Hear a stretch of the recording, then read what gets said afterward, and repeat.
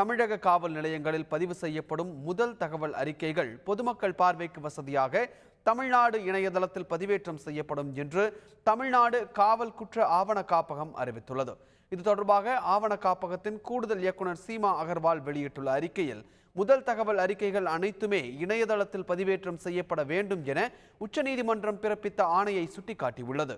உச்சநீதிமன்ற ஆணைப்படி பெண்களுக்கு எதிரான வன்முறை, தீவிரவாதம், இளம் சிறார் மற்றும் சர்ச்சைக்குரிய முக்கிய வழக்குகளின் முதல் தகவல் அறிக்கைகளுக்கு இதில் விலக்கு அளிக்கப்பட்டுள்ளது.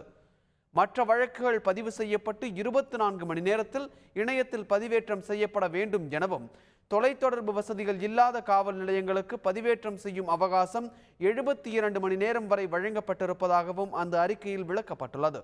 உச்சநீதிமன்ற ஆணைப்படி கடந்த நவம்பர் 15ஆம் தேதி முதல் தமிழ்நாடு காவல்துறை சார்பில் முதல் தகவல் அறிக்கைகள் இணையதளத்தில் பதிவேற்றம் செய்யப்பட்டு வருவதாக அந்த அறிக்கை தெரிவித்துள்ளது.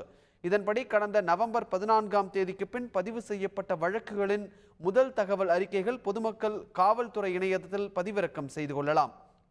இவற்றை பதிவிறக்க நினைக்கும் பொதுமக்கள் eservice.tnpolice.gov.in என்ற இணையதளம் மூலம் இதனை பெற்றுக்கொள்ளலாம் என்றும், இதன் மூலம் பெறப்படும் ஒருமுறை கடவுச்சொல்லை பயன்படுத்தியே முதல் தகவல் அறிக்கைகளை பதிவிறக்கம் செய்ய முடியும் என்றும் குற்ற ஆவண காப்பகத்தின் அறிக்கையில் தெளிவுபடுத்தப்பட்டுள்ளது.